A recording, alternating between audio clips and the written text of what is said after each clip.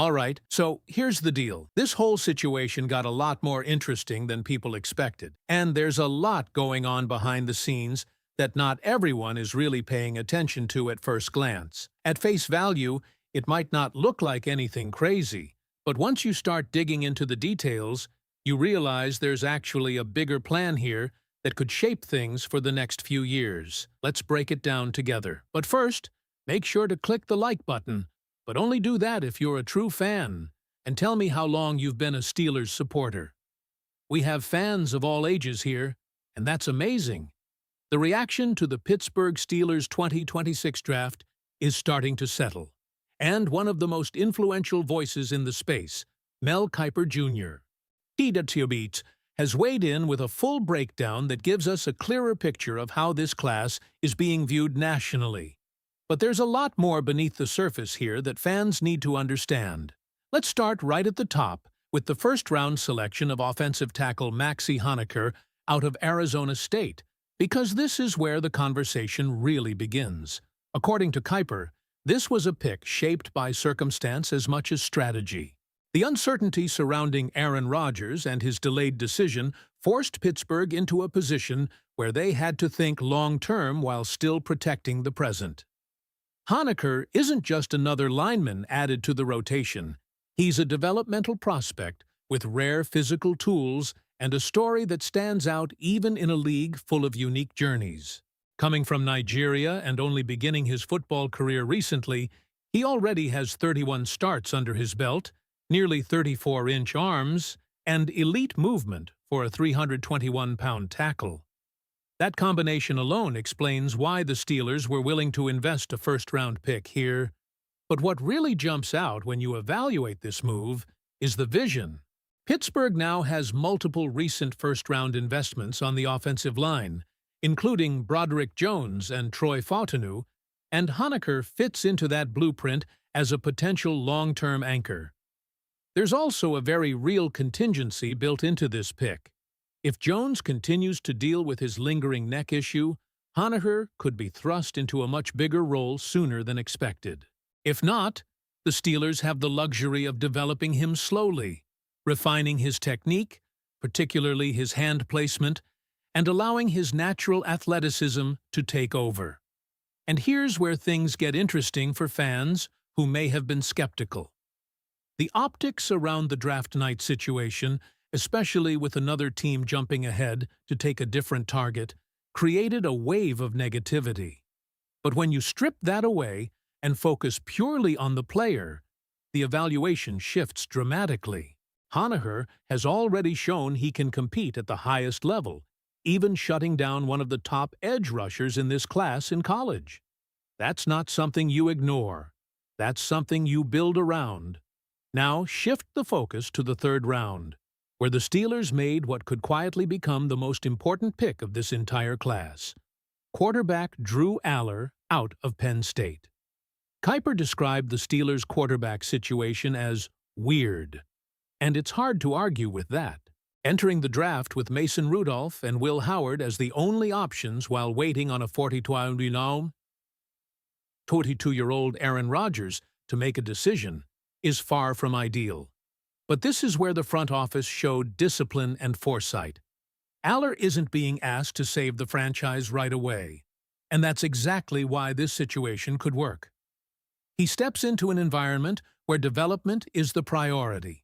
He has the physical traits you can't teach: size, arm strength, and the ability to make high-level throws.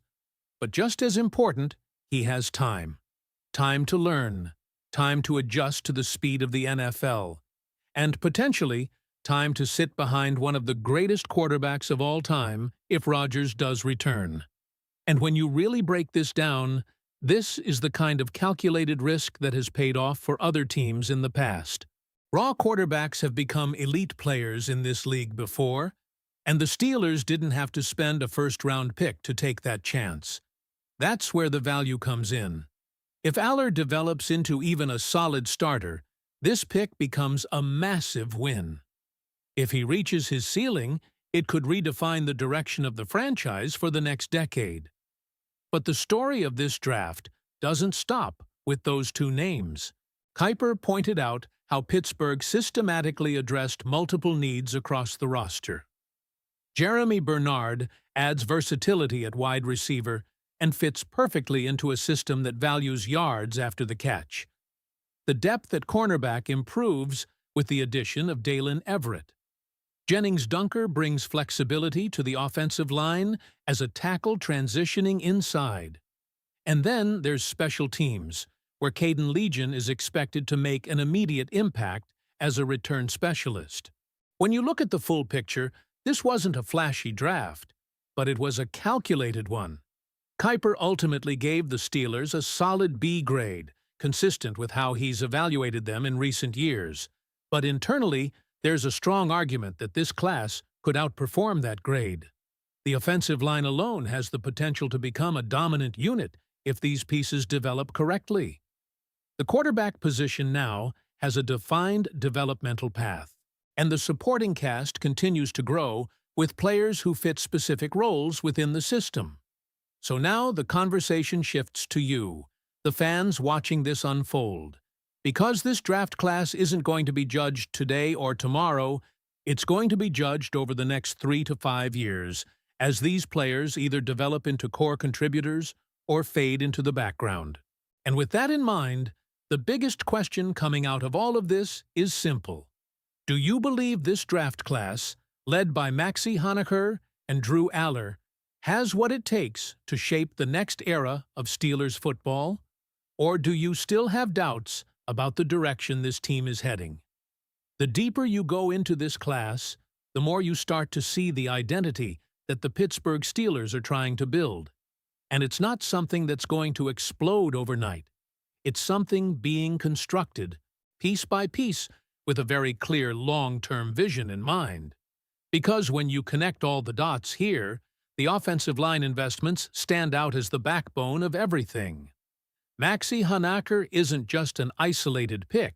He's part of a growing wave of young talent that includes multiple early-round selections over recent drafts. When you add Jennings Dunker into that mix as a tackle transitioning inside, it shows a commitment to versatility and depth, something that becomes crucial over a long NFL season. And if these pieces hit, you're not just talking about a good line. You're talking about a unit that could control games, protect whoever is under center, and completely change the offensive identity of this team. And that brings everything back to Drew Aller, because his development is going to be directly tied to how well this structure holds up. The Steelers didn't just draft a quarterback, they built an environment around him. A strong run game, a reinforced offensive line, and a receiving group featuring DK Metcalf and Michael Pittman Jr., along with a versatile option like Jeremy Bernard, creates a situation where a young quarterback doesn't have to carry the entire franchise on his shoulders from day one. That's how successful teams operate when they're thinking ahead.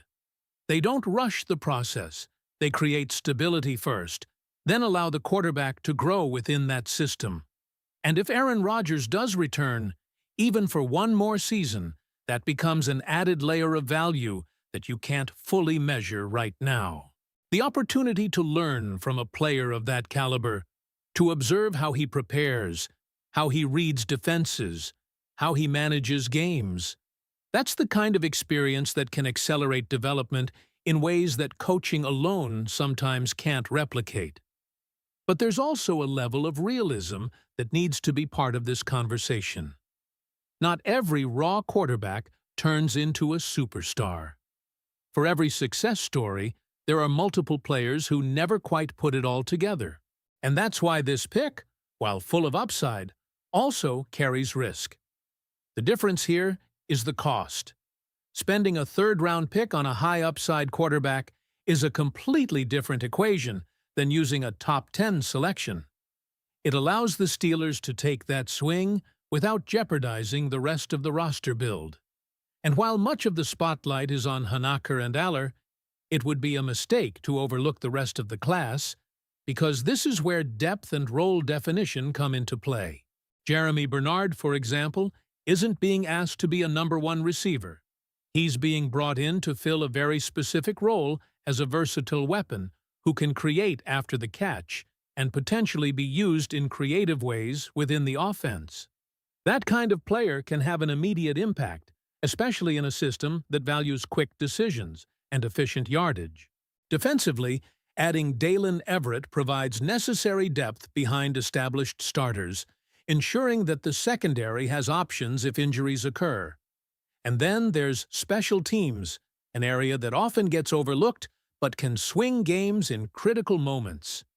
Caden Legion being labeled as the best returner in the class suggests that Pittsburgh is looking to gain an edge in every phase of the game, not just offense and defense.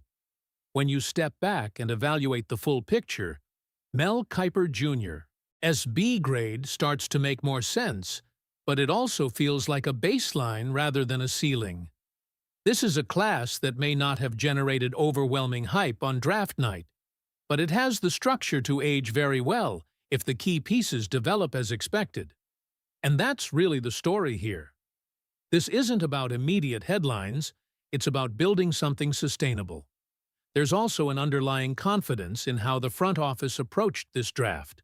Omar Khan didn't chase trends, didn't panic when certain targets came off the board, and didn't overextend to fill needs in a desperate way.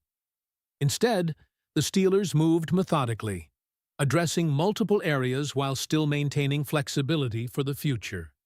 That's not always the most exciting approach in the moment, but it's often the one that pays off down the line. And now everything shifts from evaluation to execution. Because from this point forward, it's about development, coaching, and how quickly these players can adapt to the NFL level. The physical tools are there, the opportunities are there, the structure is there, but none of it matters unless it translates onto the field. So as this class begins its journey in Pittsburgh, the expectations are clear but measured. There's optimism, but it's grounded in the understanding that this is a process. Some players will contribute immediately, others will take time, and a few may end up exceeding everything that was projected for them. Make sure you subscribe, drop a like, and click on the video that's on your screen right now, because all the latest updates and exclusive breakdowns on the Steelers you're only going to find right here.